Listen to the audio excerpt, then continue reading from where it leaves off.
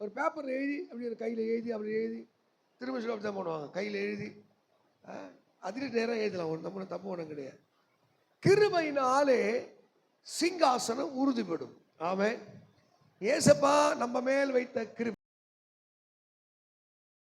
நம்ம மேல் வைத்த இரக்கம், அதுதான். ஆமென். ஹல்லேலூயா. கிரீடம், இந்த மேன்மை யாரும் சொல்ல முடியாதுல்ல. எல்லாருக்கும் அந்த இடத்துல கனத்து ஆபிரகாமை அழைக்கும் போதே தேவன் அப்படிதான் அழைத்தார். ஆசீர்வாதமாய் இருப்பாய், உன்னை வாளாக்காமல் தலையாக்குவேன், கீழாக்காமல் நான் மேலாக்குவேன். அல்லேலூயா. அப்ப ஆண்டவர் தம்மை நம்புகிறவர்களை, நம்மை தேடுகிறவர்களை அவர் ஒரு உயர்ந்த இடத்துல வைக்க விரும்புகிறார். இப்ப இதுவரைக்கும் நீ வாளா இருக்கியா, தலையா இருக்கியா? உன் குடும்பத்துல உனக்கு ஒரு அட்ரஸ் இருக்கா, உனக்கு ஒரு ரெஸ்பெக்ட் இருக்கா? நீ அந்த இடத்துல எப்படி இருக்க? கிரீடம் உள்ள ஆளா இருக்கியா, அதிகாரம் உள்ள ஆளா இருக்கியா? அல்லேலூயா. இல்ல கவுண்ட்லெஸ்ஸா இருக்கியா, உனக்கு கணக்கில் இல்லாத ஆளா இருக்கியா? இர்ரெஸ்பெக்ட் இருக்கா, ரெஸ்பெக்ட் இருக்கா? இதுக்கு எல்லாத்துக்கும் பைபிள் ஒரு விடை இருக்கிறது. ஆமேன்னு சொல்லுங்க. அல்லேலூயா. அதுதான் கிருபையினாலே சிங்காசனம் உறுதி. நிறைய பேருக்கு அந்த ஒரு மேன்மையான இடத்தை ஆசைப்படுவாங்க, உயர்ந்திருக்கணும்னு ஆசைப்படுவாங்க, லீடர்ஷிப் குவாலிட்டியை முன்னின்று நடத்த ஆசைப்படுவாங்க. ஒரு சிலருக்கு அப்படின்னா நமக்கு எதுக்கு வம்பு அப்படின்னு சொல்லி பம்பிட்டு போயிடுவாங்க. ஒரு சிலருக்கு அதுக்கு தகுதியாகவே இருக்க மாட்டாங்க, ஆசைப்படுவாங்க. ஒரு சிலர் தகுதியாக இருப்பாங்க, ஆனால் அது விரும்ப மாட்டாங்க. ஆண்டவர் சொல்றாரு பாருங்க, உலகத்தில் வந்து அங்கே யோவான் சுவிசேஷம் 1ஆம் அதிகாரம் 9ஆம் வசனம் சொல்லுது, உலகத்திலே வந்து எந்த மனிதனையும் மேன்மைப்படுத்தவும் பலப்படுத்தவும், அங்க சொல்லு பாருங்க, உலகத்தில் வந்து பிரகாசிக்க செய்கிற அந்த மெய்யான ஒளி, எந்த மனிதனையும் பிரகாசிக்க செய்கிற ஒளியே அந்த மெய்யான ஒளி. உங்களுக்கு நான் சொல்ற பிரசங்கம் புரியலன்னா பரவாயில்ல, அப்படி இருக்கட்டும். புரிஞ்சா நீங்க சொல்லும் போது ஆமேன்னு சொல்லணும், அல்லேலூயா சொல்லணும். ஆமென். சொல்றாரு பாருங்க, எந்த மனிதனையும் பிரகாசிக்கிற ஒளிதான் அந்த மெய்யான ஒளி. ஆண்டவருக்கு வந்து நீ எப்படி ராஜ குலத்துல பிறந்தியா, பெரிய படிப்பாளியா இருக்கியா, நீ அறிவுள்ளவனா இருக்கியா, அதெல்லாம் தேவையில்ல. எவரையும் மேன்மைப்படுத்தவும் பலப்படுத்தவும் என்று சொன்னவர் அந்த எவர், அந்த ஒளியிடத்திலே வந்தவர், அந்த ஒளியை ஆயுதமாக அணிந்தவர், ஒளிக்காக தன்னை மாற்றிக்கொண்டவர்களைத்தான் அவர் பிரகாசிக்க செய்கிற தேவனாக இருக்கிறார். ஆமென் சொல்லுங்க. அல்லேலூயா. ஒரு குழந்தை படிக்கும் போதே அதுக்கு ஒரு விஷன் இருக்கும் பார்த்தீங்களா? நான் இப்படி கை நிறைய சம்பாதிக்கணும், வீடு கட்டணும். அந்த தரிசனம் உள்ள ஆளை யாராலும் தடுக்க முடியாது. பை த ஃபோர்ஸ், கட்டாயத்தில் படிக்கிறது. அம்மா சொல்லி அப்பா சொல்லி, என் ஃப்ரெண்டு படிக்கிறான், அம்மா படிக்கிறானா, அந்த படிப்பினாலே எந்த வித கவனிமா எந்த வித புண்ணியம் அது கிடைக்காது. அந்த ஃபயரை உள்ள இருக்கும் பாருங்க, நான் இப்படி தான் மாறுவேன், அப்படி தான் மாறுவேன், சம்பாதிப்பேன், வீடை கட்டுவேன், காரு வாங்குவேன், வசதியோடு இருப்பேன், அந்த அதிகாரத்தை உடையவனை மாறுவேன். அந்த ஃபயர், அந்த நெருப்பு, அந்த வெளிச்சம் யார் இருக்குதோ அவங்கள தான் ஆண்டவர் தேடுறார். அல்லேலூயா. அல்லேலூயா. நீங்கள் உங்கள் வீட்டை, நான் நேற்று கூட யூத் வீட்டு சொன்னேன், நல்லா ஹைஃபையாக ட்ரெஸ் எல்லாம் பண்ணின்னு சும்மா பார்த்தா மாப்பிள்ளை மாதிரி பார்த்தா, உங்களை பார்த்தாப்பா பெரிய பணக்காரம் போதுரா, ஆனால் வீட்டில் போனால் தான் தெரியும். உங்கள் வீட்டில் போய் ஒரு கப்பு டீ குடிச்சா அப்போ தான் நீங்கள் எந்த வசதியாக இருக்கீங்க, எவ்வளோ பொருளாதாரத்தில் இருக்கீங்க, உங்களுக்கு எவ்வளோ நெருக்கடியில் இருக்குங்க. ஒரு சிலருக்கு இதெல்லாம் விரும்ப மாட்டாங்க. இந்த நெருக்கடியை, இந்த கஷ்டத்தை, இந்த ஒடுங்கின காரியத்தை விரும்பலை. ஆண்டவர் எனக்கு ஒரு அற்புதம் செய்யும். நீங்கள் 1 நாளாகமம் 4ஆம் அதிகாரத்தில் 9ஆம் 10ஆம் வசனத்திலே யாபேஸ் இஸ்ரவேலின் தேவனை நோக்கி அவன் ஜெபித்தான். யாபேஸ் தன் சகோதரர்களை பார்க்கிலும் அவன் கனம் பெற்றவனாய் இருந்ததற்கு, உயர்ந்தவனாய் இருந்ததற்கு, அவன் அந்த வறுமையும் தரித்திரத்தையும் துக்கத்தையும் அவன் விரும்பாதவனாக. அல்லேலூயா. ஆண்டவரை, இந்த தீங்கு என்னை துக்கப்படுத்தாத எல்லைகளை பெரிதாக்கி என்னை ஆசீர்வதியும் என்று ஜெபித்தான். அவன் வேண்டிக் கொண்டதை கர்த்தர் கேட்டார். உங்களுக்கு ஒரு தரிசனம் இல்லை என்றால், விஷன் இல்லை என்றால், நீங்கள் இயேசுவை நம்புவது பயனற்ற நிலை. சோம்பேறி குளிர் என்று விடமாட்டான், அருகிலே பிச்சை கேட்டால் அவனுக்கு ஒன்றும் கிடைக்காது. அப்போ ஏதோ ஒரு ஆசீர்வாதத்துக்காக, நோக்கத்துக்காக அவர் உங்களை அழைத்திருக்கிறார். அல்லேலூயா. அப்போ கிரீடத்தை தருவதற்கு, உயர்வை தருவதற்கு, மேன்மை தருவதற்கு தேவனுடைய சித்தம். ஆமென். இந்த சிறியவனை புடுதிலே இருந்து எளியவனை குப்பலை எடுத்து அவர் பிரபுக்களோடு அமர பண்ணுவதுதான் அவருடைய திட்டமாக இருக்கிறது, அவருடைய யோசனையாக இருக்கிறது. இன்னைக்கு இதுல ஒரு 2-3 பாயிண்ட் உங்களை தொட்டா நீங்க தோத்திரம் பண்ணி ஆண்டுக்கு நன்றி சொல்லுங்க. கடினமா இருக்காதீங்க. உங்க இளைய கடினப்பட்டு கூட செவி அடைக்க கூட தேவ வார்த்தை உள்ள வரும்போது தோத்திரம் பண்ணி அதுக்கு கீழ்ப்படியும் போதுதான் கர்த்தர் உங்களை உயர்த்துவா. அல்லேலூயா சொல்லுங்க ஆமென். நீதிமொழிகள் 4ஆம் அதிகாரத்தை ஒரு வாசி. நீதிமொழி 4ஆம் அதிகாரம் 9ஆம் வசனத்திலே இப்படி ஒரு வார்த்தை எழுதப்பட்டிருக்கும். நீதிமொழிகள் 4ஆம் அதிகாரம் 9ஆம் வசனம்.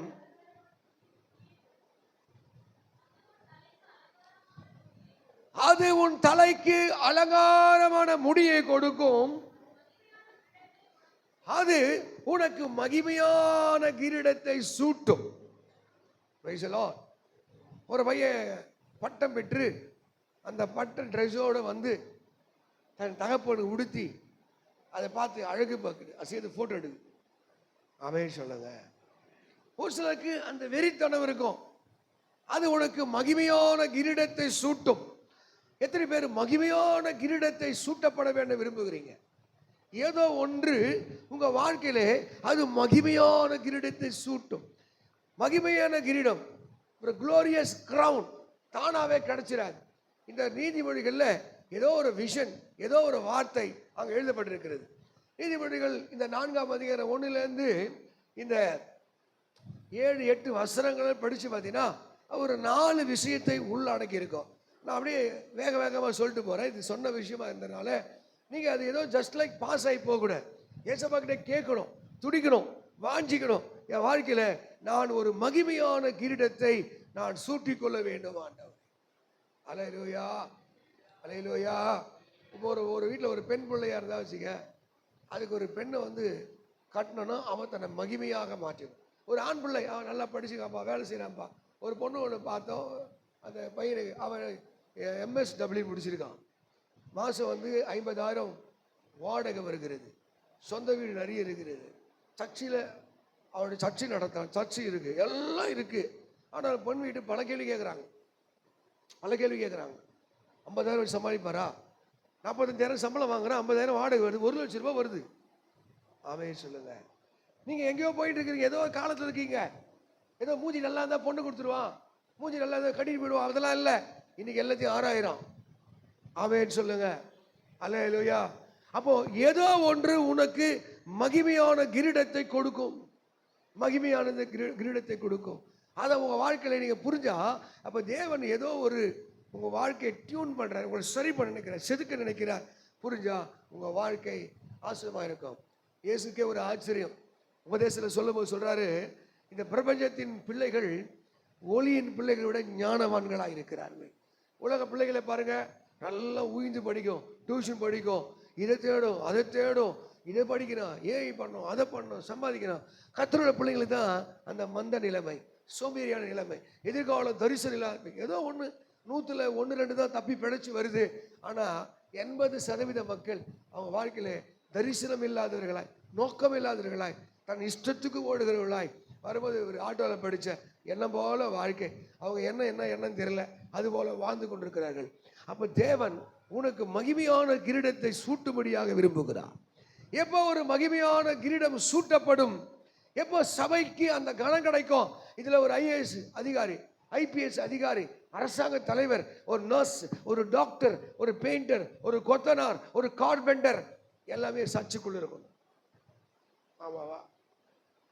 மளிகை கடையிலேருந்து, கைலாங்கடையிலேருந்து, ரோட்டில் தோசை விற்கிறவன்லேருந்து, இந்த சர்ச்சுக்குள்ளே எல்லாவித வியாபாரியும் உள்ள இருக்கணும், எல்லாவித அதிகாரம் உள்ள இருக்கணும். இதுதான் கர்த்தருடைய சித்தம். வரமா இந்த ஆமே அல்லேலூயா. இப்போ மகிமையான கிரீடம், நல்ல வீடு கட்டணும், நிறைய பேருக்கு வன்கண்ணா மாறுது, பைக்கு வாங்கணும் வன்கண்ணா மாறுது. அல்லேலூயா. பொறாமை உள்ளவனாய் மாறுறாங்க. ஆனால் அது எப்படி பெற்றுக்கொள்வது, எப்படி வாழ்க்கையை ஜெயிப்பது, எப்படி முன்னேறுவது என்ற ஒரே ஒரு வினாடி சிந்தித்தால் கர்த்தர் அவனை கையில் எடுத்து ஆசீர்வதிக்கிறவராய் இருக்கிறார். அல்லேலூயா. இந்த நீதிமொழிகள் 4ஆம் அதிகாரத்தில் 2-3-4 வசனத்திலே 3-4 விஷயத்தை அவர் திரும்ப திரும்ப சொல்லுகிறார். அல்லேலூயா. முதல் போதகம். இந்த போதகம் இந்த ஸ்கூல்லேருந்தே ஆரம்பிக்கலாம். ஸ்கூல்லேருந்து யார் வந்து நல்ல போதகத்தை கேட்குறாங்களோ, டீச்சிங்கை கேட்குறாங்களோ, இந்த லேர்னிங்ன்றாங்க பார்த்தீங்களா? எத்தனை பேர் சொல்லிக்கிறேன்? லேர்ன் தான் போதனை. லேர்ன் பண்ணணும். என்ன பண்ணணும்? கற்றுக்கணும். அறிவு பசி இருக்கணும். ஆமாவா? நீ லேர்ன் பண்ணாம சமைக்கவே தெரியல, படிக்கவே, இங்கிலீஷ் மீடியம், இங்கிலீஷ் ஒரு வார்த்தை கூட பேசல, கம்மு, வாட்டு, சிட்டு, கோ, இதுக்கு இவ்வளோ வருஷம் இங்கிலீஷ் மீடியம் படிக்கணும் அவசியம் இல்லை. ஆமா, பூ வைக்கிற பொம்பளை ஜப்பான் மொழி பேசுது, பிரெஞ்சு மொழி பேசுது, பாகிஸ்தான் மொழி பேசுது, நம்ம ஊர் மொழி இல்லை. பூ விற்கிற பொம்பளை. ஆமான்னு சொல்லுங்க தம்பி. கவனே, ஏன் உங்க வாழ்க்கையில இந்த வெளிச்சம் இல்லை? ஏன் இந்த வாழ்க்கையில ஆசீர்வாதம் இல்லை என்றால், அந்த மகிமையான கிரீடம் சூட்டப்படல. போதகம், இந்த லேர்னிங்ன்றாங்க பார்த்தீங்களா? இந்த லேர்னிங்ல நான் சொல்லியிருப்போம் நினைக்கிறேன். லேர்னிங் ஸ்பெல்லிங் சொல்லுங்க. LEA learning. அதில் எல் எடுத்து பாருங்க. ஹியரிங். நீ லேர்ன் பண்ணதான் சம்பாதிக்க முடியும். போதகத்தை கேட்டாதான், கற்றுக்கிட்டாதான் உன் வாழ்க்கையில் ஜெயிக்க முடியும். இயேசு அங்கே 32:8 சொல்ற சங்கீதம், உண்மையிலே என் கண்ணை வைத்து நான் உனக்கு ஆலோசனை தந்து நீ நடக்க வேண்டிய வழியை நான் உனக்கு போதிப்பேன். யாரு தேவனுடைய போதனையை கேட்கிறாங்களோ, தெய்வ பயம் இருக்கிறதோ, அவங்களை சரியா நடத்துவா. அதுதான் ஆதியாக 24:48 எலியா சொல்லுகிறார், என்னை நேரு வழியாய் நடக்க பண்ணின தேவனுக்கு ஸ்தோத்திரம். அவங்களை அலைந்து தெரிய விட மாட்டார். வேலையே கிடைக்காம இப்படி எதுவுமே வந்து எப்படி இருக்காது, இர்ரெஸ்பெக்டா, ஒரு மாதிரி மரியாதை இல்லாமல் இல்லை. ஆண்டவர் கனம் உள்ளவர்களாய். ஆமேன்னு சொல்லுங்க. நான் கேட்டேன், அந்த பெனிட்டாவை கேட்டேன், என்ன சர்ச்சுக்கெல்லாம் வர மாட்டேறேன். அவர் சொன்னா, நான் வேலைக்கு போகிறேன் மாஸ்டர். தாங்கள்ல பாரு 4 பொம்பளை பசங்க காலேஜ் போயிட்டு வந்தோடனே 3 மணிலேருந்து நைட்டு 9 மணிக்கும். இனி வரும்போது திட்டு வந்தேன், ஏய் ஏன்டி வரல, வரேன் மாஸ்டர், நைட்டு 10 மணிக்கு வரேன், என்னால் முடியல. போய் காலேஜ் போயிட்டு அந்த ஹோட்டல் நின்று வேலை செய்ய முடியல, என் சேஞ்சி 7 மணி ஆறாதுனாங்க. ஆமேன்னு சொல்லுங்க. நீங்க தேவனுடைய பிள்ளைகளா இருக்க, நீங்க போதனைகளை கேட்கணும். ஆமென். நான் நற்போதத்தை உனக்கு தருகிறேன். இந்த லேர்னிங் கெப்பாசிட்டி, டீச்சிங் கெப்பாசிட்டி யாருக்கு? Teacher must be teachable. பாத்தீங்க, போதிக்க விரும்புகிறவன் அவன் கற்றுக்கொள்ள ஆசைப்படுவேன். நீ தலைமைத்துவம் போல் நினைக்கிறவன் சர்வன்ட் உண்டு, நீ வேலைக்காரனா இருக்க வேண்டும். அப்போ உனக்கு மகிமையான கிரீடங்கள் சூட்டப்பட வேண்டும் என்றால் வாழ்க்கையை கற்றுக்கொள்ள வேண்டும். ஆமென். எது போதனை? எப்படி தான் இந்த உலகத்தை ஜெயிக்கலாம், எப்படி இருந்தால் வெற்றி பெறலாம், எப்படி தான் வீடு வாசலை கட்டலாம், எப்படி இருந்தால் நமக்கு ஒரு அடையாளம் இருக்கும், நமக்கு ஒரு மரியாதை இருக்கும். இந்த போதகம் உனக்குள்ள இல்லைன்னா ஆமென் சொல்லுங்க. அது சொன்ன, நற்போதகத்தை நான் உனக்கு தருகிறேன். பைபிள் நிறைய பேருக்கு நிறைய போதனை கொடுத்தார் ஆண்டவர், எப்படி பிழைக்கணும், எப்படி வாழணும்னு சொல்லி. நீ கேட்க சிம்பிளா இருக்கலாம், ஆனா அந்த தேவன் செய்வது அற்புதமாக இருக்கும். அல்லேலூயா, அல்லேலூயா. ரைட், நான் கொஞ்சம் வேகமாக போறேன். 2வது புத்தி என்றார். புத்தி, புத்தி இருக்கா? எங்களை புத்தி இருக்கா? புத்தி தன்னை உடையவனுக்கு அது ஜீவன். ஆமென் சொல்லுங்க. ஒரு சில பிள்ளைங்க வளரும் போது ரொம்ப புத்தியா இருக்கும், கெட்டிக்காரனா இருக்கும். வீட்டுக்கு ஒருத்தர் கிரைனைட் போட வந்த, கிச்சன் பேடை போட வந்தான். மிஞ்சி மிஞ்சி போன ஒரு 17-18 வயசு தான் இருக்கும் போது அந்த கடையை நடத்துது. அது ஒருவேளை ஸ்கூல் லீவில் இருந்தான்னு தெரியல. அவ்வளவு அறிவு.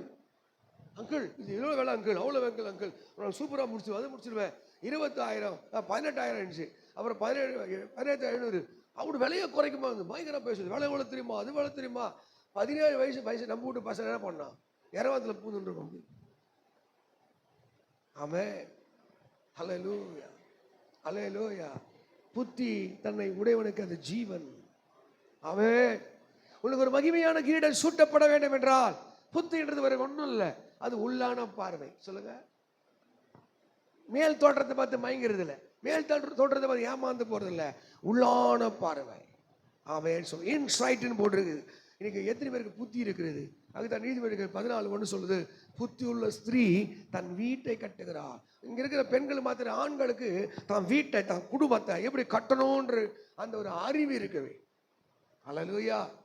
கொஞ்சம் சம்பளம் தான், அதெல்லாம் எப்படி பண்றது, எப்படி சம்பளத்தை உருவாக்குறது, எப்படி தேவைகளை சந்தித்த தேவை உடையவர்களாய் வாழ்வது என்ற அறிவு.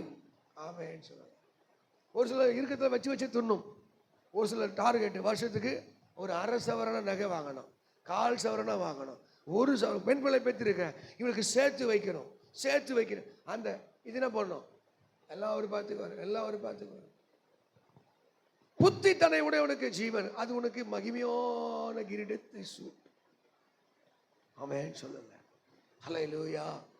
அடுத்து இன்னொரு வார்த்தை எழுதப்பட்டிருக்கு, ஞானம். ஞானம் அதுல இருக்கும், ஞானம். ஆண்டவர் உங்களுக்கு ஞானத்தை தருவார். ஞானம் என்றதுன்னா புத்தி, அறிவு, போதகத்தை எக்ஸிக்யூட் பண்றது, செயல்படுத்துறது தான் இந்த ஞானம். நிறைய பேர் நல்லா படிச்சிருப்பான், புத்தி இருக்காது, எப்படி செய்யணும்னு தெரியாது, எந்த வேலைக்கு போகணும்னு தெரியாது, எதை செய்யணும்னு தெரியாது. ஆமாவா? ஒரு சில படிச்சே இருக்க மாட்டான், கெட்டிக்காரனா இருப்பான், அறிவாளி இருப்பான். நானும் மாசம் மாசம் வார வாரம் சொல்லுகிறேன், சென்னை மொபைல் ஓனருக்கு எழுத படிக்க தெரியாது. என்ன தெரியாதுங்க? எழுத படிக்க தெரியாது. ஆனா ஒரு வருஷத்துக்கு அவன் என்ன பண்றான்? 1000 கோடி டர்ன் பண்றான். 1000 கோடி. எழுத படிக்க தெரியாது அவனுக்கு. அப்ப பாருங்க, அங்க என்ன செயல்படுதுன்னா, கவனிமா, ஞானம் செயல்படுகிறது. ஞானம் என்பதற்கு என்ன பேருனா the wisdom. wisdom என்ற வார்த்தைக்கு என்ன? ரிவீல், வெளிப்பாடு. இந்த வேலை எப்படி செய்வது? நீ ஒரு தோசை கடை போடு, இந்த தோசையை எப்படி ஒரு வடை சுடுற, வடை எப்படி மக்கள் கிட்ட போய் சேர்க்கிறது? அல்லேலூயா. நல்லா சொல்லுங்க. ஆமே. ஆமாவா? நீங்க இது சும்மா சர்ச்சுக்கு வந்துட்டோம் அப்படி இல்லை, இயேசு ஞானத்தை தருகிறான். நீங்கள் ஏசாயா 11:2 சொல்லுது, அந்த தேவனுடைய ஆவி உனக்குள்ள வரும்போது ஞானம், புத்தி, அறிவு, விவேகம், தெய்வ பயம் எல்லாம் அதில் அடங்கி இருக்குது. எல்லாம் உட்கார். தெய்வ பயம் உனக்கு இல்லைன்னா ஞானம் வர. கர்த்தருக்கு பயப்படுதுல, எல்லாம் நல்லதான் சொல்ல. கர்த்தருக்கு பயந்து பாரு. ஒருத்தர் இருக்காருப்பா, அவருக்கு பயந்து பார். நீதிமொழி 28:14 சொல்லுது, எப்போதும் பயந்திருக்கிறவன் அவன் பாக்கியவா, அவன் அதிர்ஷ்டக்காரனாக மாறுவான். நீங்க ஆண்டவர் சமூகத்துக்கு விலகி ஓடி பாரு, ஜப கூட்டத்துக்கு, வீட்டு கூட்டத்துக்கு அப்படியே ரோடெல்லாம் சுத்திட்டு பாரு, உனக்கும் சர்ச்சில் உட்காந்து நிறைய வித்தியாசம் இருக்கும். ஆமென். ஹல்லேலூயா. அங்கே முதல் போதகம் தேவை, இரண்டாவது என்ன தேவை? புத்தி தேவை, மூணாவது ஞானம் தேவை, அதுல நல்வார்த்தை. ஆமென் சொல்லுங்க. ஆண்டு சொல்ல, நல்வார்த்தைனா உனக்கு எது ஃபேவரோ, எது உனக்கு பிடிக்குமோ அதை உனக்கு தந்து போதிப்பா. அல்லேலூயா. இப்போ என் வாழ்க்கையை நான் ஸ்டார்ட் பண்றேன். நான் 3 வருஷம் முடிச்சுட்டேன். இன்னும் 6 மாசம் 3.5 வருஷம் நான் சிவில் இன்ஜினியரிங் படித்தேன். 3.5 வருஷம் கோர்ஸ். 3 வருஷம் முடிச்சு 3வது வருஷம் என்றாக இயேசு என்கிட்ட பேசுறார், என் ஊழியத்துக்கு வான்ற. எனக்கு ஆசை, எங்கள் அம்மா பேரை பெருமைப்படுத்தணும், சந்தாமரை பேரை பெருமைப்படுத்தணும், ஒரு பெரிய பில்டராக, ஒரு என்ஜினியராக மாறணும். ஆனால் ஆண்டவர் நல்வார்த்தை, நான் மாம்சத்தோடு ரத்தத்தோடு யோசிக்கவே இல்லை, அந்த வார்த்தைக்கு நான் கீழ்ப்படிந்தேன். இது வரைக்கும் இயேசு என்னை கைவிடலை. அல்லேலூயா. மகிமையான கிரீடத்தை சூட்டுவா. கிட்டத்தட்ட 29 வருஷம் நான் முழு நேர ஊழியக்காரன், 33 வருஷம் நான் ஊழியக்காரனா இருக்கேன். ஆமென் சொல்லுங்க. இது வரைக்கும் இயேசு என்னை கைவிடலை. நான் ஓடி உழைச்சி சம்பாதிச்சாலும் செய்ய முடியாதெல்லாம் கர்த்தர் என் வாழ்க்கையில் செய்தார். அப்போ உனக்கு ஒரு மகிமையான கிரீடம் சூட்டப்பட வேண்டால் கர்த்தர் பேசுகிற நல்வார்த்தைக்கு நீங்கள் கீழ்ப்படியவே. போதகம் இருக்க வேண்டும், புத்தி இருக்க வேண்டும், ஞானம் இருக்க வேண்டும். அதுவிட மேல உங்க வாழ்க்கையில் இன்னொரு ஆட் பண்ணிக்கோ, விவேகம் இருக்க வேண்டும். விவேகம் என்ற வார்த்தைக்கு அண்டர்ஸ்டாண்ட், ஒரு புரிதல் இருக்க வேண்டும். எபேசியர் 5 சொல்லுது, நாட்கள் பொல்லாதபடினாலே இந்த காலத்தை பிரயோஜனப்படுத்துங்க. சினிமாக்காரன் தெரியுது, 8 வாழ்க்கையை பிரிச்சுக்கோ, முதல் 8, 2வது 8, 3வது 8ன்றான். நீங்க இந்த சம்பாதிக்கிற நேரத்தில் சரியா சம்பாதிக்கலாம், 60 வயசுல போய் என்ன பண்ணுவ? 10,000 ரூபாய்க்கு வாட்ச்மேன் வேலை உட்காந்துருப்ப. ஆமாங்க. இப்ப நீ உழைக்கல, சொத்து சேர்க்கல, நீ சம்பாதிக்கல, நீ கணத்தை பெறலனா நீ ரெஸ்ட் எடுக்கிற வேண்டிய இதில் போய் நீ வேலை செய்து உட்காந்து கொண்டு. ஆமே. உன் அந்நிய காலத்தில் ஞானமானா இருக்கும்படி அவங்க சொல்றார். உனக்கு முடியாத காலத்திலே நீ உட்கார்ந்து சாப்பிடணும்னா ஆமென் சொல்லுங்க. அப்போ இந்த காலத்திலே உனக்கு ஒரு மகிமையான கிரீடத்தை, ஒரு பொறுப்பை, ரெஸ்பான்சிபிலிட்டி, ஒரு பதவியை நீ அடைய வேண்டும் என்றால் உனக்குள்ளே போதகம் இருக்க வேண்டும், நல் வார்த்தைகள் இருக்க வேண்டும், புத்தி இருக்க வேண்டும், ஞானம் இருக்க வேண்டும், அங்கே விவேகம் இருக்க வேண்டும். இது இருந்தா அது என்ன பண்ணுவா? அது கவனி, அது என்ன பண்ணுவா? உனக்கு மகிமையான கிரீடத்தை சூட்டும். Praise the lord. இரண்டாவது ஆண்டவர் வைக்கிற அடுத்த கிரீடம் என்ன கிரீடம்? மகிமையான கிரீடம் மாத்திரம் இல்லை, இரண்டாவது உன் கிரீடம் பூக்க வேண்டும். என்னங்க, நிறைய பேருக்கு குவாலிட்டி இருக்கும், தகுதியானவங்களா இருப்பாங்க, ஆனால் ஒன்றும் நடக்காது, ஒன்றும் நடக்காது. வாசிங்க சங்கீதம் 132 18ஆம் வசனத்தை படிங்க. சங்கீதம் 132 18ஆம் வசனத்தில் இரண்டாவது ஒரு கிரீடம் இருக்கு பாருங்க.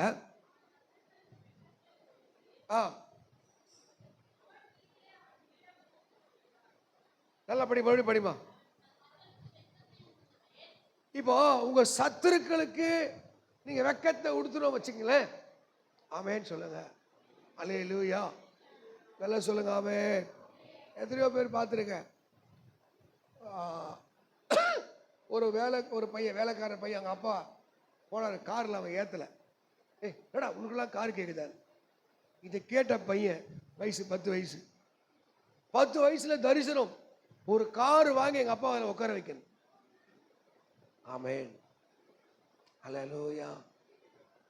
நம்ம பசங்கள் அதெல்லாம் அப்படிலாம் கிடையாது. நம்மளை கேட்பா, நீ ஏன் கார் வாங்கி தரல, ஏன் வீடு கட்டி தரல. அவன் நம்ம எஸ்பிஐ பேங்க்கில் ஓனர் மேனேஜர், நம்ம டாடா பிர்லா கம்பெனியில். அல்லேலூயா. அவன் சோம்பேறிகளை பெற்று வச்சுட்டு நம்ம ஆசைப்படக்கூடாது. நம்ம சோம்பேறிகளை பெற்று வச்சுட்டு நல்லா உட்காரு, ஏன்னா முடியல உன்னால, அப்போ தூக்கிட்டு கவட்டை. ஆமாம். அல்லேலூயா. உங்கள் வாழ்க்கையில் ஒரு ஆசீர்வாதத்தை நீங்கள் பெறணும்னா, ஒரு வெற்றியை பெறணும்னா, இங்கே சொல்லுது உங்கள் கிரீடம் என்ன பண்ணும், என்ன பண்றா, உங்கள் கிரீடம் பூக்கணும். அதுக்கு என்ன சொல்றாருன்னா, உங்களுக்கு ஒரு அழைப்பு. உங்கள் சத்துருக்களுக்கு வெக்கத்தை உண்டு பண்ண வேணாவா, உண்டு பண்ண வேணாவா. இது மாதிரி ஆசைக்குது. ஒரு பெரிய டிகிரி வாங்கி இந்த மெடலை வாங்கி அப்பா கழுத்தில் மாட்டினேன், எங்கள் அம்மா கழுத்தில் மாட்டினேன். ஒரு சிலருக்கு அந்த ஃபயர் இருக்கும், அந்த எண்ணம் இருக்கும், அந்த சிந்தை இருக்கும். ஆமே. அல்லேலூயா. எல்லாம் சொல்லு அல்லேலூயா. நீங்கள் காலை ஒன்றும் கெட்டு போகல. இன்னைக்கு கூட ஒப்பு கொடுத்தீங்கன்னா, இன்னைக்கு நீங்கள் மனம் திரும்பினீங்கன்னா, உங்களுடைய ஃபால்ட்டு குறைய இயலாமையை ஒப்பு கொடுத்தீங்கன்னா, ஆண்டவர் உங்களை ஆசீர்வதிப்பதற்கு அவர் வல்ல. அதுதான் இன்னைக்கு உங்களோடு பேசுகிறார், உங்களோடு பேசுகிறார். மகிமையான கிரீடம் மாத்திரல, உங்கள் கிரீடங்கள் பூக்க ஆரம்பிக்கும். ஆமே. ஒரு சில செடி வளர்த்த பூவே பூத்துருக்காரு, தண்ணி ஊற்றி ஊற்றி ஊற்றி குஸ்து குஸ்து கம்முன்னு உட்காந்து பார்த்துறீங்களா. அப்போ ஏதோ ஒன்று அதுக்கு தேவை, ஏதோ ஒன்று தேவை. நீங்கள் லூக்கா கவனிமா, லூக்கா 13ஆம் கவனி, லூக்கா 13ஆம் அதிகாரத்தில் திராட்சை தோட்டத்தில் ஒரு அத்தி மரம் இருந்தது. அந்த அத்தி மரத்தில் என்ன இல்லை, இலைகளே இல்லாமல் ஒரு பூவும் இல்லை, பிஞ்சும் இல்லை, கனியும் இல்லை. இப்போ எஜமானுக்கு ஒரு ஆத்திரம், அந்த மரத்தை வெட்டி போடணும்னு. அப்போ அது பூக்கணும்னா அந்த அந்த அந்த மரத்துக்கு என்ன பண்ணணுமா, கொத்தணும், ஃபெர்டிலைஸா, அதுனா எரு போடணும். ஆமே. கொத்தணும், எரு போடணும், நீர் பாய்ச்சணும். அல்லேலூயா. நீங்கள் கொத்துவதற்கோ எரு போடுவதற்கோ நீர் பாய்ச்சுவதற்கோ நீங்கள் முயற்சினா உங்கள் பூ பூக்கும். இதோட ஸ்பெஷல் அப்படின்னா, தேவன் உங்களை அழைத்திருப்பார் என்றால், தேவன் உங்களை பரிசுத்தமாக்கி இருப்பார் என்று சொன்னால், உங்கள் சத்துருக்களுக்கு வெக்கத்தை உண்டு பண்ண முடியாய் உங்கள் கிரீடம் என்ன பண்ணுமா, பூக்கும். என்னாக புத்தகம் 17ஆம் அதிகாரம் எடுத்துக்கொள்ளுங்கள். என்னாக புத்தகத்தில் 17ஆம் அதிகாரத்தில் அங்கே மோசே இஸ்ரவேலுக்கு தலைவனாக இருக்கிறார். மோசே இஸ்ரவேலுக்கு சொல்ல என்ன இருக்காரு, கவனிச்சா தானே, மோசே இஸ்ரவேலுக்கு தலைவனாக இருக்கிறார். அவருடைய அண்ணனும் அக்காவும் தீர்க்கதரிசிகளாக இருக்கிறார். இப்போ ஒரு சில கூட்ட மக்களுக்கு இவ்வளோ பெரிய ஜனத்தை நடத்துகிற சிலர்லாம் இந்த பாருங்க, இந்த மாதிரி பதவி மோகம் இருக்கும் பார்த்தீங்களா, பதவி மோகம் இருக்கும். இந்த இடத்துல நம்மளும் நிற்கணும்னு இருக்கும். ஆனால் உழைக்காமலே அந்த இடத்த பிடிக்க சில ஆசைப்படுவாங்க. இப்போ கோராகின் கூட்டம், தத்தானின் கூட்டம், பெரிய கூட்டம் போராடுது. என்ன போராடுது, நீங்கள் மட்டும் தான் ஊழியம் பண்ணுவீங்களா, கர்த்தர் எங்களோடு இல்லையா, நாங்கள் அந்த பதவி வரக்கூடாதா சொன்ன உடனே ஆண்டவர் உங்களுக்கு ஒரு சவால் வைக்கிறார். என்ன பண்ணுங்க, எல்லாரும் போய் என்ன பண்ணுங்க, அவன் பேர் எழுதி ஒரு கோலை கொண்டு வா, பச்சை கொம்பை கொண்டு வா, அவன் பேர் எழுது. எல்லாருக்கும் பேர் எழுதியாச்சு. சோன் பேர் 12 பேர் எழுதியாச்சு. அதுல ஒரு பேரு ஆரோன். அல்லேலூயா. இதை கொண்டு போய் சாட்சியின் சன்னிதானத்தில் வைக்கிறாங்க, தேவ சமூகத்தில் வைக்கிறாங்க. முழுதும் இருக்குது, சாதாரண குச்சி. மறுநாள் வரும்போது ஆரோனின் பேர் எழுதப்பட்ட கோல் என்ன துளிர்த்து பூத்து அது வாதுமை பழங்களை விட்டது. இது என்ன தெரியுமா, உன்னை ஏசப்பா தெரிந்து கொண்டிருப்பார் என்றால், தேவனுடைய சித்தத்துக்கு நீ ஒப்பு கொடுப்பாய் என்றால், தேவ சன்னிதானத்துக்கு நீ வருவாய் என்றால், உன் கிரீடம் அது பூக்க ஆரம்பிக்கும். அல்லேலூயா. ஆண்டு அழகாக கைட் பண்ணுவா, நல்ல நட்பு கிடைக்க ஆரம்பிக்கும். உன்னை போல உழைக்கிறவன் கூட இருப்பான், சம்பாதிக்கிறவன் கூட இருப்பான், உன்னை கை தாங்களா கொண்டு போய் ஒரு உயர்ந்த இடத்துல கொண்டு போய் வைப்பான். கர்த்தர் உனக்குரிய ஆசீர்வாதத்தை தருவார். உன் கிரீடம் அது பூக்க ஆரம்பிக்க. சொல்ல அல்லேலூயா, நல்லா சொல்ல அல்லேலூயா. நீங்க அநேகருடைய வாழ்வில் ஏன் ஆசீர்வாதம் இல்லை என்றால், தேவனுடைய அழைப்பை சரியாக புரிந்து கொள்ள. அழைப்பு நேரங்கள் சர்ச்சை நடத்துறது மட்டும் இல்லைங்க. நீங்க தேவனுடைய அழைப்பு உன்னை சம்பாதிக்குவதற்கு, அதிகாரியாய் மாற்றுவதற்கு, மேன்மையான இடத்துல வைப்பதற்கு அழைக்க. இதை தாவீதை அழைக்கிறார். சவுலை தள்ளிட்டார், தாவீதை அழைக்கிறார். பாப்பா இஸ்ரவேலுக்கு ராஜா, குட்டி பையன் 16 வயசு பையன், தூக்கி போய் நேரம் ராஜா கையில கொடுக்கல. ஸ்டெப் ஸ்டெப்பா அவனுடைய கிரீடத்தை என்ன பண்றாரு, பூக்கும்படியாக செய்கிறார். முதல் சவுல் ராஜாவுக்கு பேய் பிடிக்குது. இப்போ தாவீதை தேடுறாங்க. ஒரு பையன் நல்லா வாசிப்பாங்க, கெட்டிக்காரன். இப்ப நேரா ராஜா அரண்மனைக்கு போய் ராஜாவுக்கு பிடிச்ச பேயை ஓட்டக்கூடிய ஒரு ராஜ அரண்மனைக்கு கொண்டு போகிறார். ரெண்டாவது இவன் எங்க கொண்டு போறான்னா, யுத்த களத்துக்கு கொண்டு போகிறான். கோலியாத் கத்திட்டு இருக்கான், இஸ்ரவேலை அழிச்சு குத்திர வெற்றுவேன், ஒரே ஒரு சவால் எடுறான். எல்லா மக்களும் பயந்திருக்கும் போது கர்த்தர் அவனை கிரீடத்தை பூக்கும்படி அங்க போய் கோலியாத்தை கொன்னு கோலியாத் தலையை கொண்டு வந்து வருகிறார். நீங்க அதுல 6ஆம் 7ஆம் வசனம் 1 சாமுவேல் 18:6-7 படிங்க. சீக்கிரம் 1 சாமுவேல் 18ஆம் அதிகாரம்.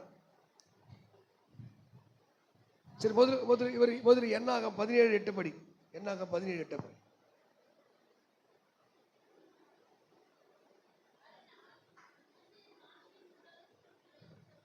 மோசே சாட்சியின் கூடாரத்துக்கு பிரவேசித்த பொழுது லேவியின் குடும்பத்தாருக்கு ஆரோனினுடைய கோல் துளிர்த்திருந்தது. அது துளிர்விட்டு பூத்து அது வாதுவை பழங்களை கொடுத்தது. யோசிச்சு பாருங்க, 12 கோல் இருக்குது, அந்த ஒரு கோல் துளிர்த்திருக்கிறது. எப்படி இருக்கும்? எவ்வளவு சந்தோஷப்பட்டிருப்பான், எவ்வளவு எரிச்சலானவங்க குறப்பேச நடுவிலே கர்த்தர் அவனோடு. அதனால சொல்றேன், உங்க சத்துருக்களுக்கு வெக்கத்தை உண்டாக்க வேண்டும் என்றால் உங்களுடைய கிரீடம் பூக்க வேண்டும். ஆமென். எதை குறித்து உங்களை அற்பமா என்றாங்க, எதை குறித்து உன்னை மதிப்பற்றவனாக மாற்றுகிறது, அதிலே உங்கள் வெக்கத்தை உண்டு பண்ண வேண்டும் என்றால் நீங்கள் சாட்சியின் சன்னிதானத்துக்கு, தேவன் அழைக்கிற இடத்துக்கு வர வேண்டும். இந்த இடத்துல தாவீதை மெதுவா அவனை அபிஷேகம் பண்ணி கிருபை தந்து அவன் கிரீடத்தை பூக்கும்படியாக செய்தார். இப்ப பொம்பளைங்க பாட்டு பாடுறாங்க. 1 சாமுவேல் 18:6-7.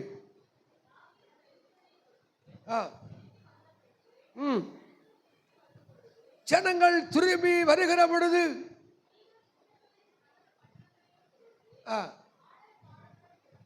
ஆடல் பாட. பாருங்க, ஒரு சின்ன பையனை அப்படியே பாட்டு பாடி ஆடல் பாடலோடு அவங்க அழைத்து கொண்டு வராங்க.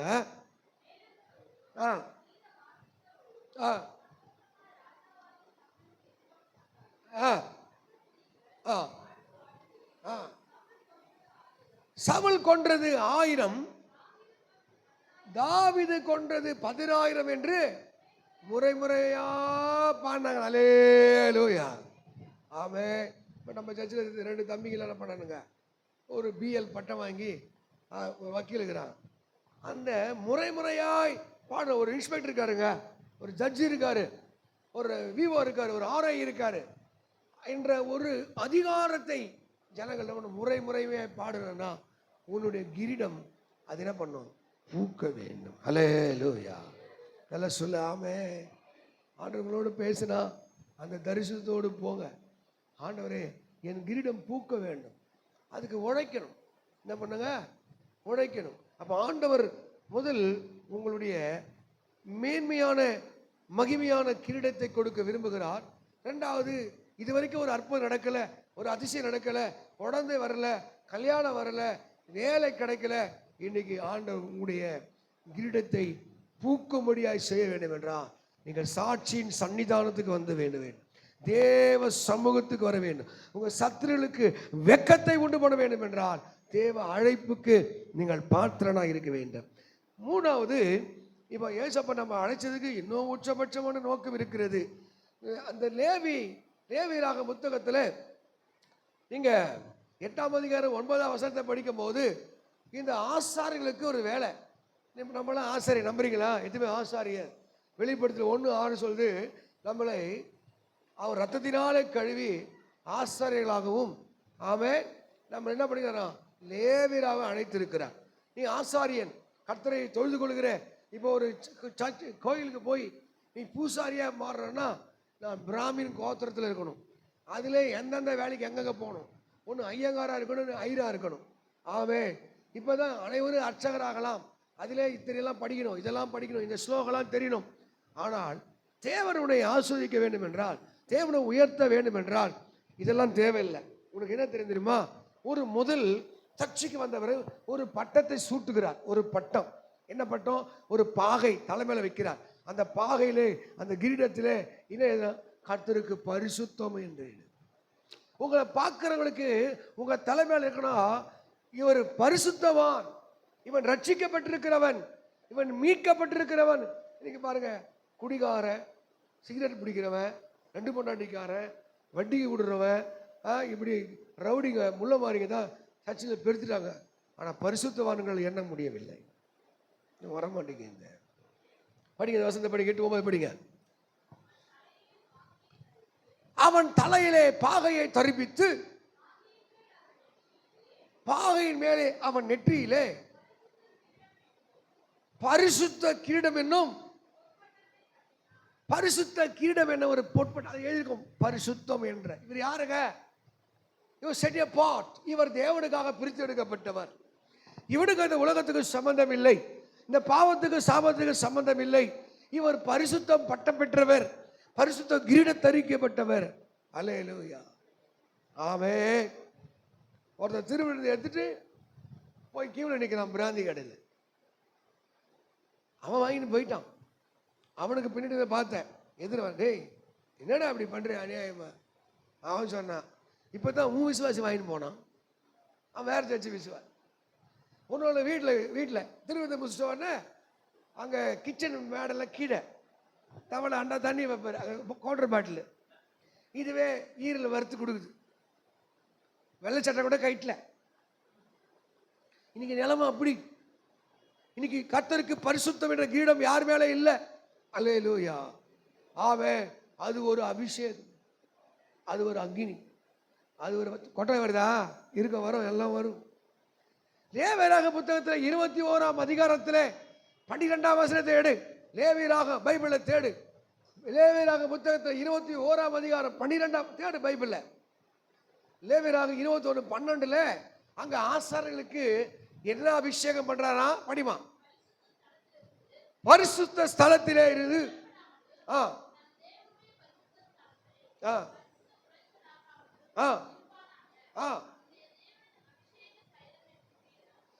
தேவனுடைய அபிஷேக தைலம் என்ற ஒரு கிரீடம். அபிஷேக தைலம் என்றது எப்படி இருக்கும், ஒரு ஜஸ்ட் ஆயில், சும்மா தண்ணி விட்டா தெரியாது, ஆமாவா. ஆனா பைபிள் சொல்லு, அதான் உனக்கு கிரீடம். சபையே நீ அபிஷேகம் பெற்றினா தான் உனக்கு கிரீடம். சர்ச்சில் ஆராதனை எத்தனை நானும் பாட்டு பாடினேன், 2-3 வாய்த்த அந்நிய பாஷை மிதில் அப்படின்னா பண்ணுது. வாயில குழக்கட்டை வச்சு உட்காந்துருந்துச்சு, வாயில வச்சிருந்து குழக்கட்டை, அந்நிய பாஷை வரல, ஒன்றும் வரல. அந்த பக்கம் 4 வாயை புத்து மாதிரி வச்சிருந்து. என்ன தெரியுமா, அங்கே அபிஷேகம் இல்லை, கிருபையும் இல்லை, ஆவியானமும் இல்லை.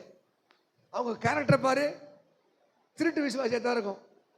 இந்த ஸ்கூலில் கட்டடிக்கிறது போல, இதில் தொங்க ஒன்றுக்குது, செம கட்டடிக்கும். அப்படி பச்சையா, முடி சரியில்லை, வயிறு சரியில்லை, அது சரியில்லை, இது வேண்டாங்க, அது வேண்டாங்க. ஆமாவா, சர்ச்சினால் வர மேன்மை கிடைக்காது, ஜபத்தினால் வர உயர்வு கிடைக்காது. நீங்கள் திருட்டு வேஷம் பண்ணீங்கன்னா சபை எதுக்கு, உன்னை பரிசுத்தப்படுத்தணும், உன்னை விசுவாசம் நடத்தணும், உன்னை பக்தியில் நடத்தணும், உன் கட்டுகள் உடையணும், சாபங்கள் உடையணும், தேவன குருவிகளாய் மாற்றணும். நீங்கள் இதுக்கு வர்றதுக்கே திருட்டு வேஷம் போட்ட வச்சுக்க, நீ வேற என்ன தான் பண்ணுவேன். எல்லாம் இதுக்கு என்ன உட்காந்து நான் கதையை சொல்லுகிறேன். உன் வாழ்க்கை ஆசமாக இருப்பதற்கு, நீ பரிசுத்தமாக இருப்பதற்கு, உன் கணவன், உன் மனைவி, உன் பிள்ளைகள் ஒழுக்கமாக இருப்பது தான் சர்ச்சு. ஆமென், அல்லேலூயா. அந்த சபை எதுக்கிட்டே உனக்கு புரியலன்னா அந்த சபையினால் வருகிற மேன்மை உண்டாக. அங்கே சொல்லுகிற ஆசாரியனுக்கு பரிசுத்தம் என்ற ஒரு கிரீடத்தை அவனுக்கு தருவி. அல்லேலூயா. உன் மேல இந்த அபிஷேகம் என்ற அந்த கிரீடம் இல்லை, பேய்க்கு தெரியுமா தெரியாதா, பேய்க்கு தெரியுமா தெரியாதா. உன் மேல அபிஷேகம் என்ற கிரீடம் இருந்தால் பிசாசுக்கு தெரியும். அபிஷேகம் பைபிள் சொல்லுது, அவங்க நெற்றியில ரத்தம் பூசப்பட்டிருக்குதான். யார் நெற்றிலாம் அடையாளம் இருக்கோ பேய் விலகுமா. இது வெளிப்பட்டதுல.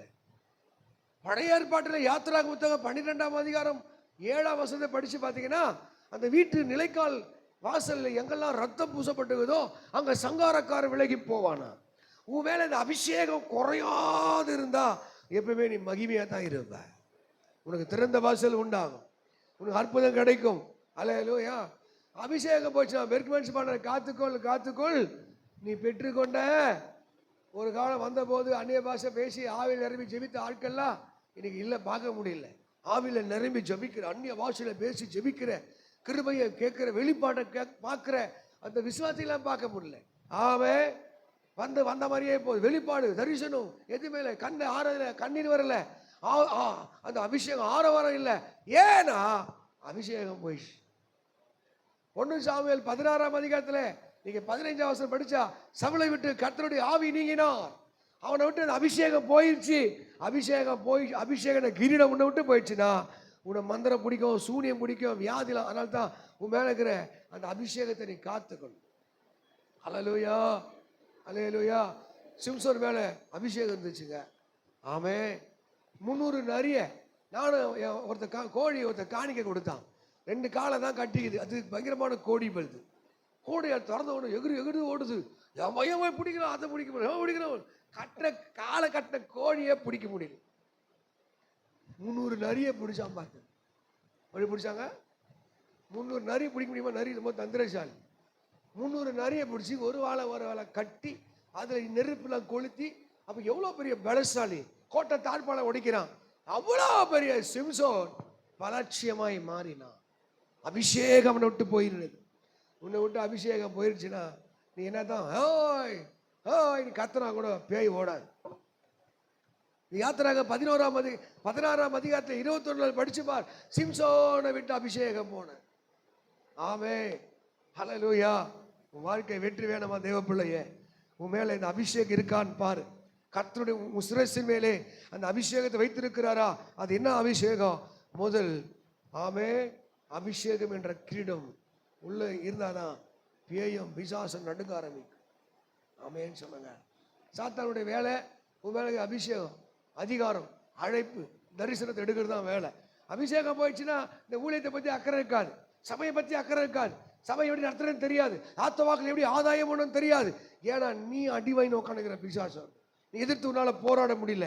அந்த அபிஷேகம் என்ற கிரீடம் தான் பிசாசுக்கு தெரியும். நடுங்க, நீ வரும் போதே நடுங்க.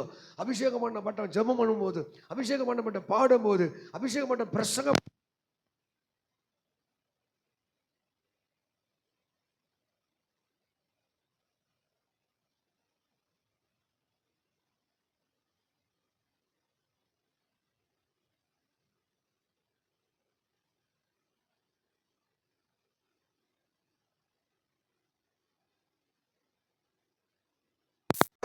ஒரு வெற்றியை வேண்டுமா, ஒரு மேன்மையை நீங்கள் அடைய வேண்டுமா, அற்புதமான சாட்சியாய் மாற வேண்டுமா, கர்த்தர் உங்களுக்கு என்ன வைத்திருக்கிறாரா?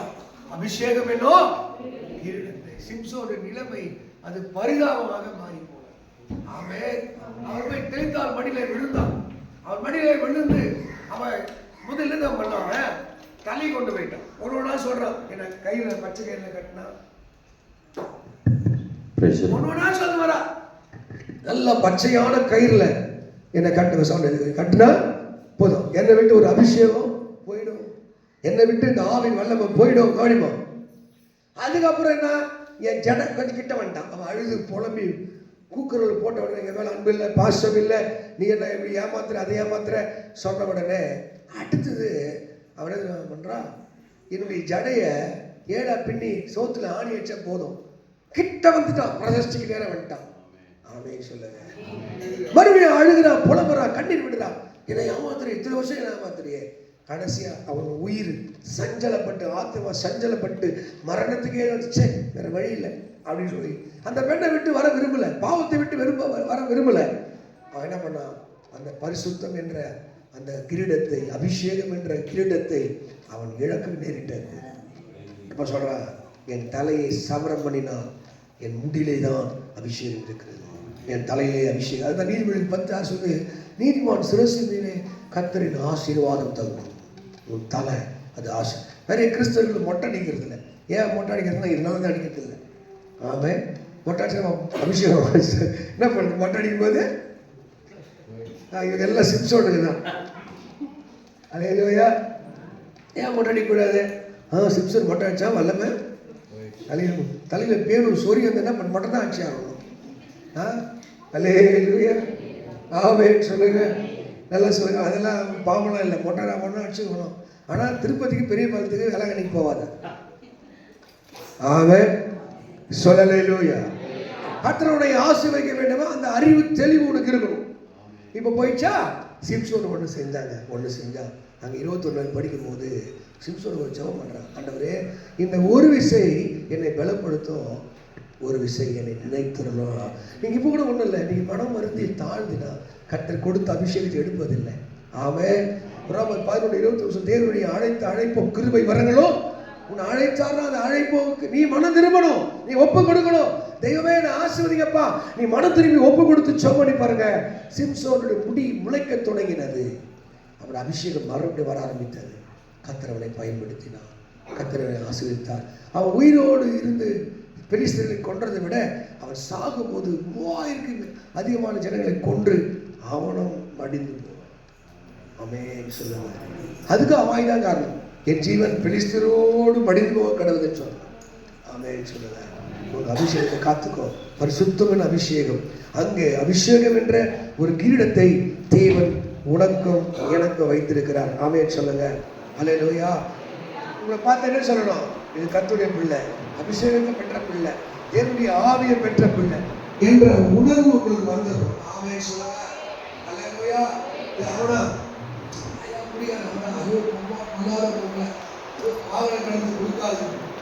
பரிசுத்தம் என்ற கிரீடம் உங்க மேல இருக்கணும். ஆமென். அபிஷேகம் என்ற அந்த கிரீடம் உங்களுக்கு சூட்டப்பட வேண்டும். 4வது, நீங்க ஒரு ஆசீர்வாதத்தை பெற வேண்டும் என்றால் ஒரு புரிதல் இருக்க வேணும். ஆமாவா? இது நிரந்தரம். இப்போ ஸ்டாலின் தான் வராரு, விடுதலை தான் தராரு. ஆமென். இன்னொரு பாட்டு, இந்த வருஷம் தான் பாட்டு, ஸ்டாலின் தொடரட்டும். நான் கொஞ்சம் ஓட்டு போட்டேன், என் பையன் ஃபஸ்ட்டு ஓட்டு ஸ்டாலின் தான் போடுறான்னு. அவனும் டிவிக்கே தான் போடுவேன். டிவி அவனை போய் பார்த்தான், டிவிக்கே வராதுன்னு ஏதோ கூகுளில் பார்த்தான். அவனை போய் ஸ்டாலின் போட்டான். எல்லாம் தான் ஸ்டாலின் போட்டோம். ஆமாவா? இந்த பொண்ணு விவேக் போட்டு மூஞ்சில் நம்மளுக்கு சிரிப்பு தெரியுது. அல்லேலூயா சொல்லுங்க. ஆமாவா? பைபிள் சொல்லுது, அவர் ராஜாக்களை தள்ளி ராஜாக்களை ஏற்படுத்துகிறார். உன் நினைவுகள் என் நினைவுகள், உன் வழிகள் என் வழிகள் அல்ல.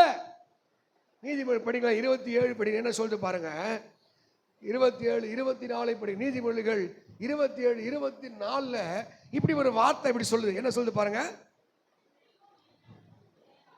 அழகா படிக்கணும், சத்தம் கேட்கல எனக்கு. செல்வம் என்றைக்கும் என்றைக்கும் நிலையாது, கிரீடம் தலைமுறை தலைமுறை தோறும் நிலை நிற்கும். இப்போ அந்த இடத்துல பேனர் அந்த பார்க்குறோம்ல, ஜெயலலிதா பார்த்தோம், கலைஞரை பார்த்தோம், எடப்பாடியை பார்த்தோம், ஸ்டாலினை பார்த்தோம். இன்னொரு பூஜை போட்டோ அங்கே பார்க்கும்போது சினிமா பார்க்குற மாதிரி இருக்குது.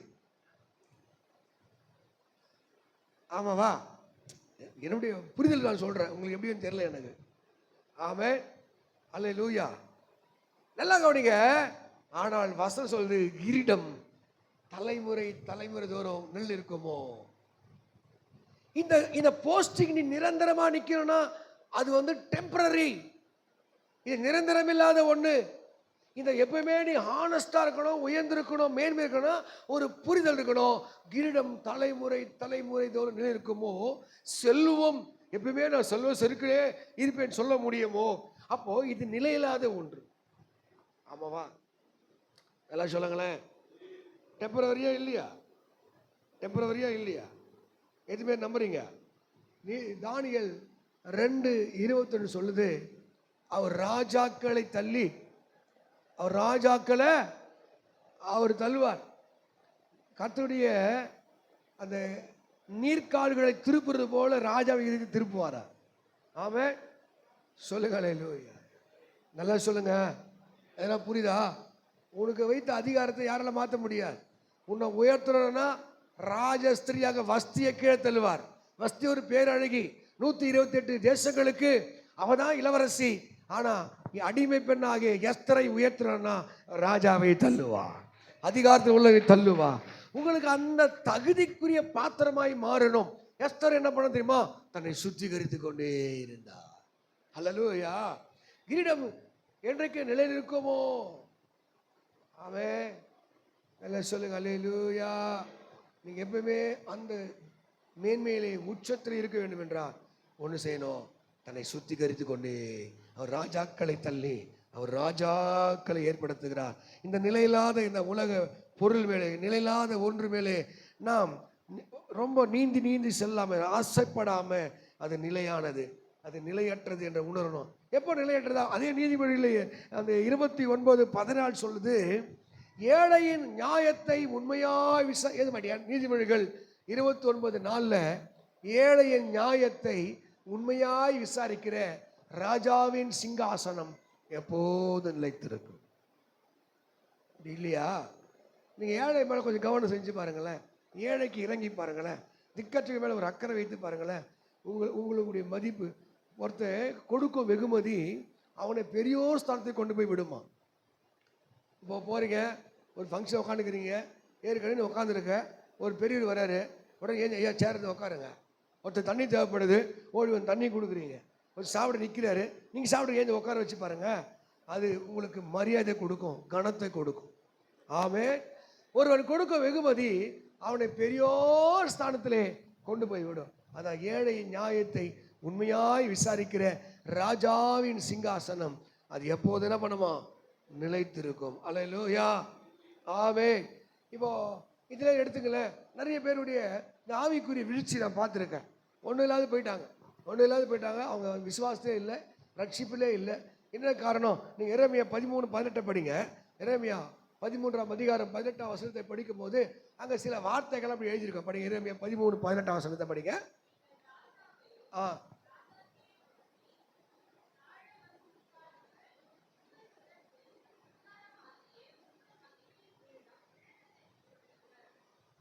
மகிமையான கிரீடம் என்ன பண்ணுச்சா? இப்போ விழுந்தது. எப்பங்க இந்த மகிமையான கிரீடம் விழும்?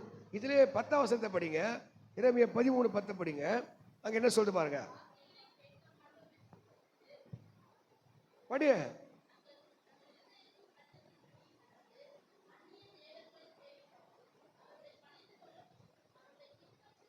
எப்பெல்லாம் நீ ஏசப்பா வார்த்தையை நீங்க நெக்லெக்ட் பண்றியோ, எனக்கு எல்லாம் தெரியும், நான் அறிவாளி, சினிமா பார்க்கறது தப்பா, இது தப்பா, அது தப்பா, எல்லாம் அவன் சாமியை கும்பிட்றோம், நம்ம சாமியை கும்பிட்றோம், கர்த்தருடைய வார்த்தை நீ அப்படியே நெக்லெக்ட் பண்ண விக்கிரகம் உனக்குள்ள வர ஆரம்பிச்சிடும்.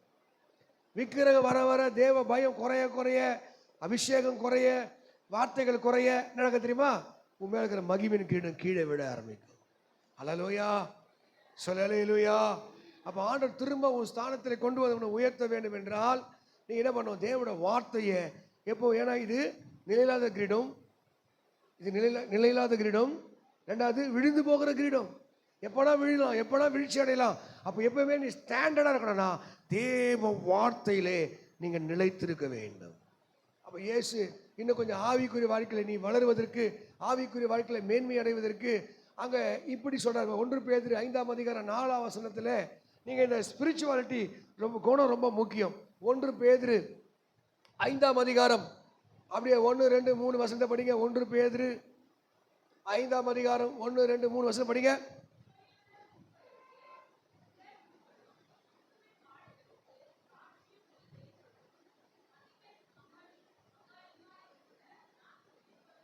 இப்ப ஒரு புத்தி சொல்றாரு, சபைக்கு சொல்றாரு. என்ன சொல்றாரு? இப்ப என்ன சொல்றாரு? தேவனுடைய மந்தையை, என்ன போல ஊழியக்காரன், ஊழியத்தில் இருக்கிறவர்கள், ஊழியத்தை செய்ய நினைக்கிறவர்கள், அவங்க என்ன பண்ணமா? தேவனுடைய மந்தையை மேய்த்து. உதாரணத்துக்கு இப்போ ஒரு குடும்பத்தை கையில கொடுத்துருக்காருப்பா. இப்போ திவ்யா கிட்ட ஒரு குடும்பத்தை கொடுத்துருக்காரு, அவரு கணவர் பிள்ளை கொடுத்துருக்கா வச்சுக்க. இப்போ அந்த குடும்பத்தை எப்படி பக்தி நடத்துறான், தன் தாயை எப்படி பக்தி நடத்துறாங்க, எப்படி பிள்ளைங்க ஒழுக்கத்தில் நடத்துறாங்க, தனக்கு கொடுக்குற மந்தையை நீங்கள் மேய்த்தால். 1 தீமோத்தேயு 3:4 படிங்க பாப்போம். 1 தீமோத்தேயு 3:4-5 படிங்க. கட்டுன்னு படிங்க. தன் சொந்த குடும்பத்தை நன்றாய் நடத்துகிறவனும் தன் பிள்ளைகளை சகல நல்வொழுக்கத்திலே நல்வொழுக்கம் உள்ளவர்களாக, என் புள்ள மாதிரி வராதுங்க, என் பொண்ணு மாதிரி வராது, அப்படி கீழ்ப்படுகிற பண்ணுகிறவனுமாய் இருக்க வேண்டும். ஒருவன் தன் சொந்த குடும்பத்தை நடத்த அறியாதவன் தேவனுடைய சாவை ஒரு குரல் கொடுத்தா நிக்கணும். பசங்க இதை செய்யணும். அப்போ வளர்ப்புல சரியில்லைன்னு அர்த்தம். உன் பிள்ளைங்க உன்னை சரியா உன்னை மதிக்கலைன்னா உன் வளர்ப்பு சரியில்லை. பைபிள் இருக்கா? பைபிளை படிக்க. நீதிமொழிகள் என்ன சொல்லிட்டு பாருங்க. நீதிமொழிகள்ல இப்படி ஒரு வார்த்தை எழுதியிருக்க. 29:15 படிக்க. நீதிமொழிகள் 29ஆம் அதிகாரம் 15ஆம் வசனத்தை படி.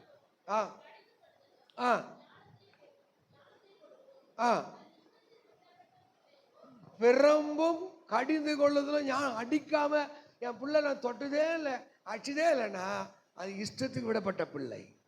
தன் இஷ்டத்துக்கு விடப்பட்ட பிள்ளை அது தகப்படுக்கும் தாய்க்கு எப்படி இருக்குமா? வெக்கத்தை உண்டு பண்ணும். அல்லேலூயா. ஐயோ ஐயோ வெக்கமாகுது, அவமானமாக, என்னடா பிள்ளை. அப்போ இஷ்டத்துக்கு விடக்கூடாது. பிறம்பை நீ என்ன பண்ணமா? நீ அதை நீதிமொழிகள் படிச்சு பாருங்க. 17:6 படிங்க. நீதிமொழிகள் 17:6 படிங்க.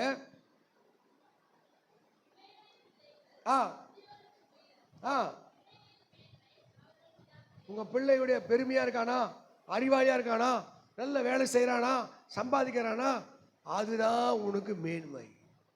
உன் பிள்ளை அறிவாளியாய் திறமைசாலியா புத்திசாலியா இருக்கிறானா, நீ சரியா வளர்த்து அவனை ஆளாக்கல.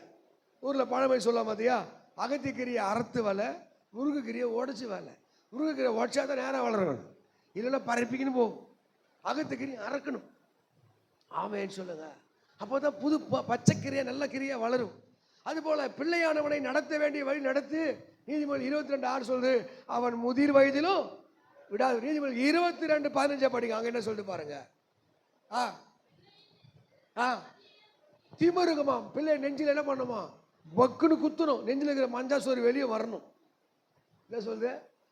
பிள்ளை நெஞ்சிலே மதீனம் ஒட்டி இருக்கும், அது தண்டனை என்ற பிறகு சோறு போட மாட்டேன், வீட்டில் சேர்க்க மாட்டேன், இதை வாங்கி தர மாட்டேன், இதை செய்ய மாட்டேன் அப்படின்னு சொல்லணும். திருட்டு தரமா சோறு போட்டு கொடுத்தா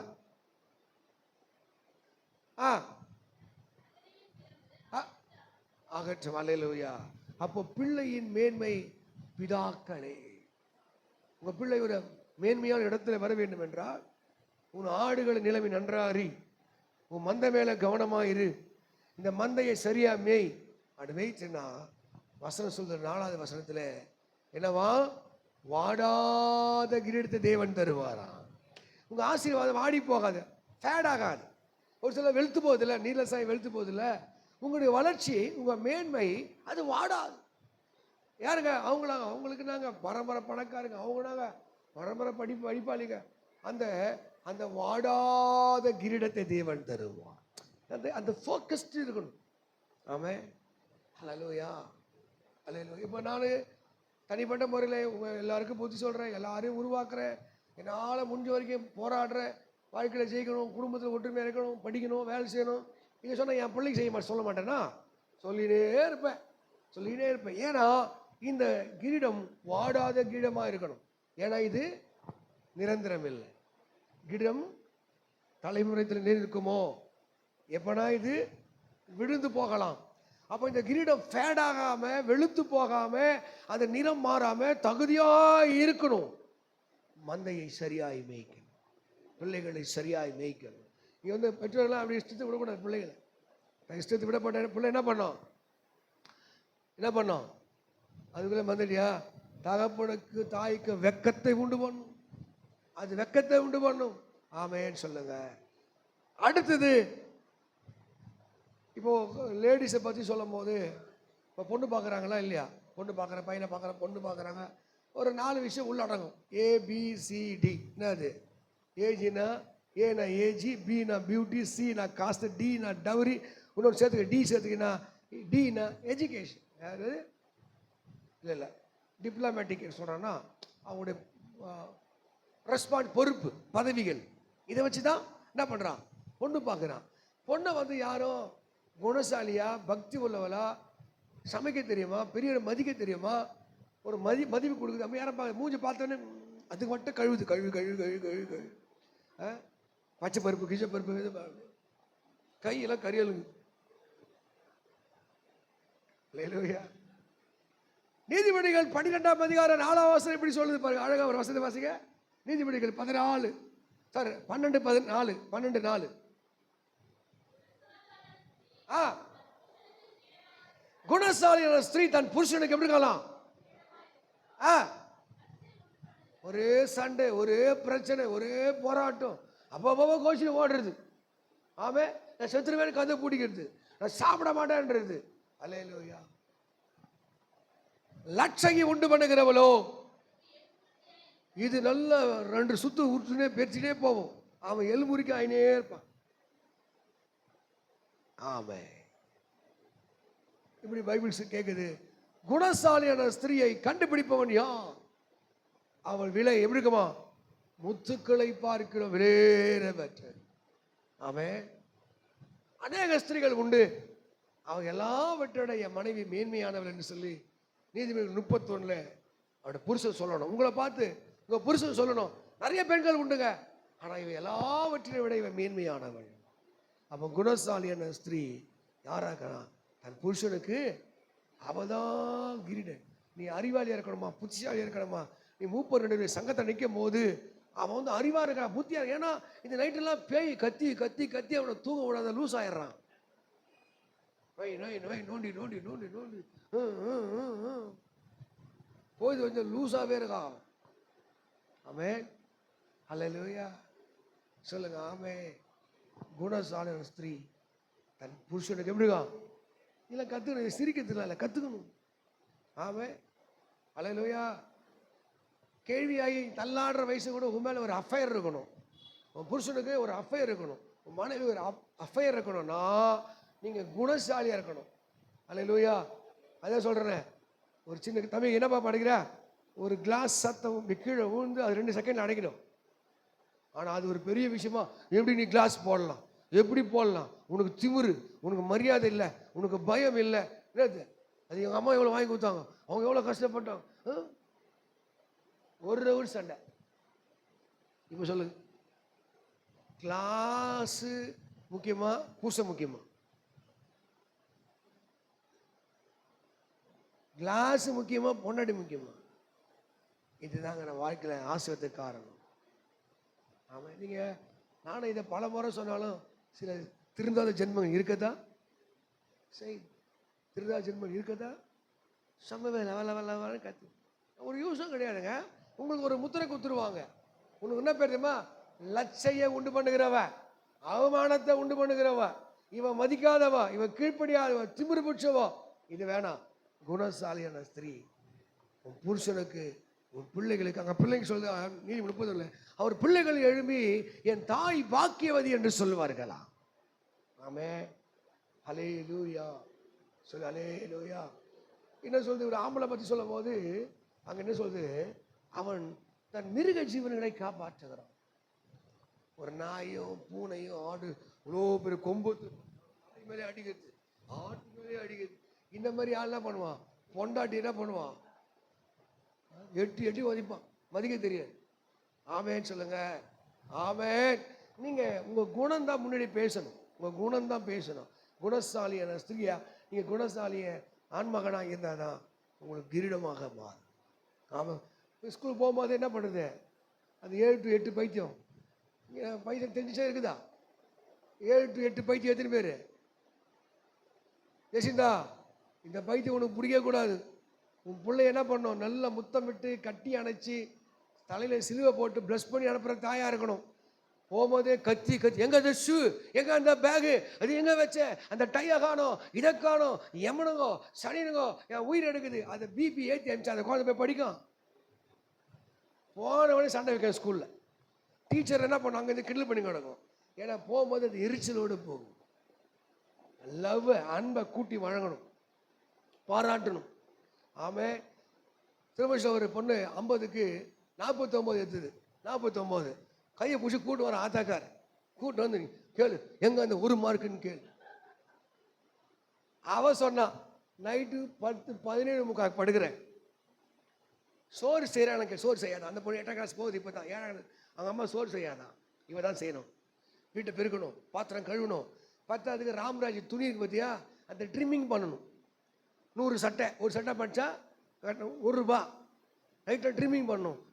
டியூ கட்டண்டி, ஃபீஸ் கட்டண்டின்னு அந்த 2 குழந்தைங்க வேலை வச்சு 11:45 படித்து பத்தாவதுக்கு 5 மணிக்கு அதிகாலை ஜெபம். மூஞ்சிகளை பாரு எப்படி. அதில் மார்க் எவ்வளோ? 1. எங்க இன்னொரு தாய் வந்துச்சு, ஐயா என் பையன் ஜோமனியா படிப்பார் இல்லையா, எவ்வளோப்பா மார்க்கு? 34. அவன் சொன்னா பாஸ் மார்க் 1 தானே கம்மி.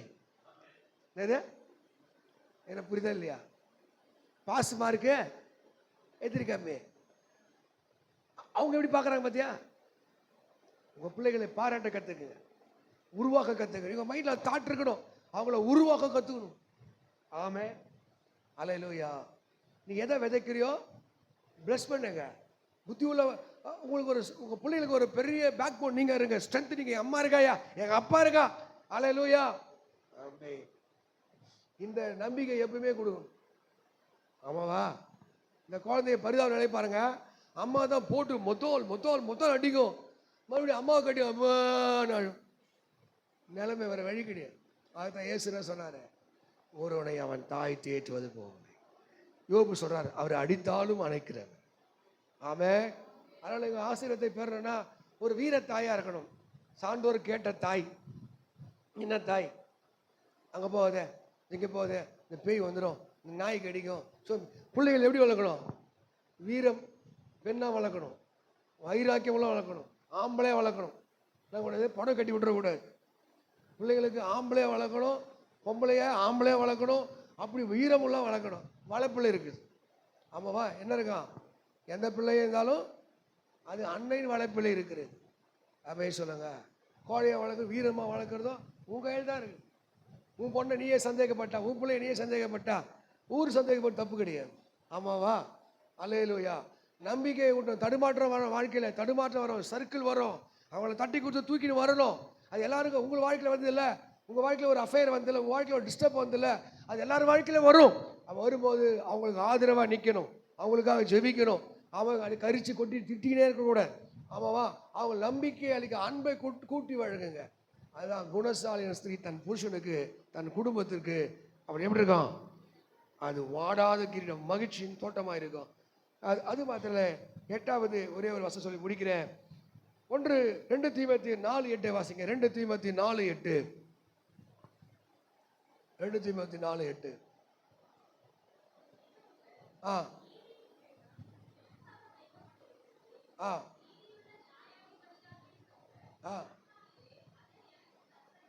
எத்தனை பேருக்கு ஆசை இருக்குது? நல்ல போராட்டத்தை நான் போராடினேன், ஓட்டத்தை முடித்தேன். ஆமென். ஆசை இல்லையா உங்களுக்கு? எனக்குலாம் ஆசை. பரலோகத்தில் போய் எங்கேயும் கடைசியாக உட்காரக்கூடாது, ஐயோ உட்காரக்கூடாது. முதல்ல போவீங்களான்னு தெரியல எனக்கு, அது வேற சந்தேகம். ஆமாம், பரலோகத்தில் போய் கடைசி சீட்டில் உட்காரக்கூடாது. இங்கே எப்படி முதன்மையாக உட்காரணும். பவுல் சொல்றாரு, நல்ல போராட்டத்தை நான் போராடினேன்.